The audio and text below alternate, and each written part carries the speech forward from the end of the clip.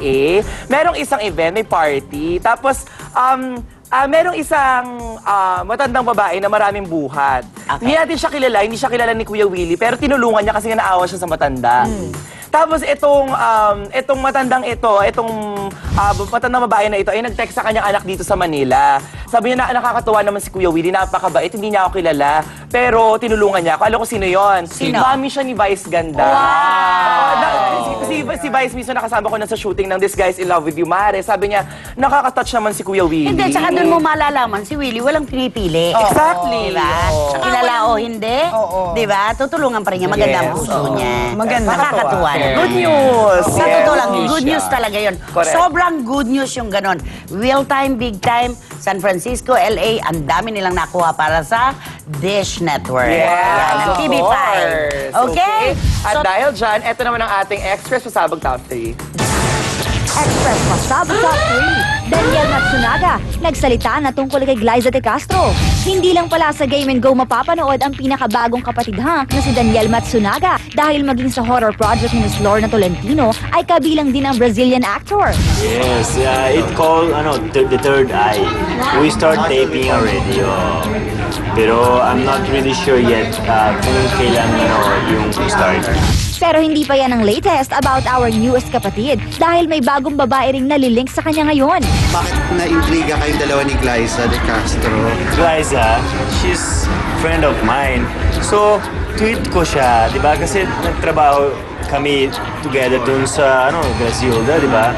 So, just joking lang. Sabi ko sa kanya dun sa Twitter, "Hey, Grazilda, kamusta ka?" Yun na lang. Tapos hindi ko alam yung intriga, di ba? Abangan si Daniel sa Game and Go linggo-linggo dito lang sa TV5.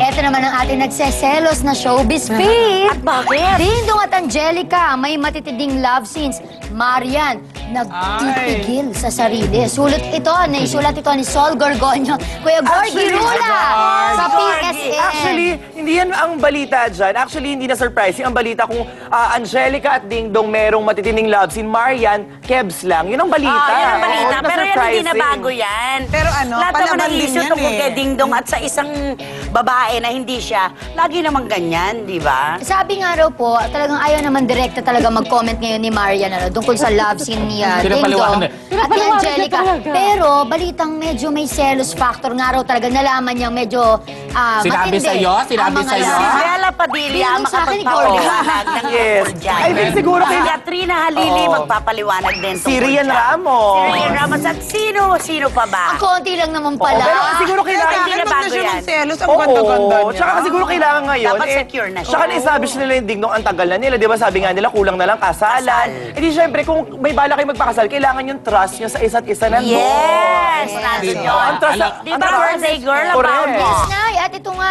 ang akin namang baon. Title ko muna, Pops and Martin together again. Wow! Pero bago pa mag-react ang iba dyan, together again sila sa taping lamang ng aking Okay. programa. Moments! Ng moments. So, kung saan po ay Sabay? panauhin ko. Actually, hindi sila sa isang episode, pero sa isang araw lamang sila. Kumbaga, nauna kong episode ay si Martin Rivera. Ito nga yung aking birthday episode na Okay. mamaya po, abangan nyo. At syempre, yung isang episode ko naman with Miss Pops Fernando. So, imaginein mo, sa isang araw, concert king at concert queen ay nakasama ko po sa aking programa. At hindi lamang yun, si Mr. Martin Rivera, gusto ko rin pasalamatan dahil bilang regalo niya sa akin, ginawa niya ng theme song ang aking programa nang Yun walang anuman. Yun ang kaibahan ni Martin Rivera sa kanyang mga kakontemporaryo. Napaka-generous. Opo, Pati sobra. theme song, Kaya forever idol yan. Kuyain mo ulit si Martin Rivera.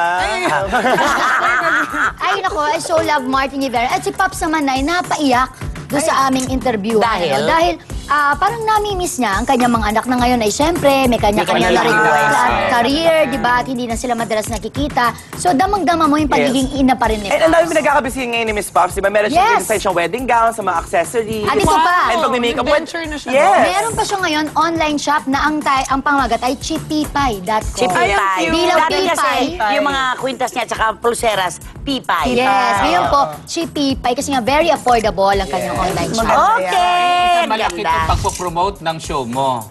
Wala ko sinabi. Bakit? Napakaganda ng mga Hindi ako nagsasabi na pinopromote ko ang moments. birthday gift na natin sa kanya yon siya lala. Yes. Baka si Baby At Saya. eto nga sa pala, UNCD. narito, Express Pasabog Top 2. Express Pasabog Top 2. Tears of Cruz III. Happy sa recovery ni Mang Dolphy. Isa sa mga maiinit na issue na tinutukan itong mga nakaraang araw ay ang tungkol sa pagkakasakit ng King of Comedy na si Dolphy. Kaya naman hindi maiiwasang mag-alala ang mga taong nagmamahal sa kanya. Lalo na ang mga artistang matagal din niya nakasama tulad ni Tears of Cruz III.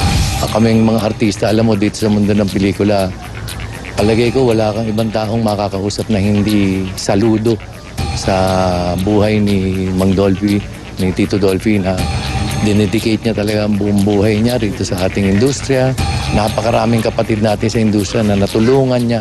At hanggang ngayon, kung iisipin mo, hanggang ngayon, hanggang kakayanin, tumutulong pa rin talaga si Mang Dolphy. Nay, excited ako sa baon ko today. Tungkol kay? Ana Carriel. So, Carriel pala kasi yun yung pagkakilala ng tao sa kanya. Kasi mga barkada kayo, Ana Yes, Carriel. Ana Carriel.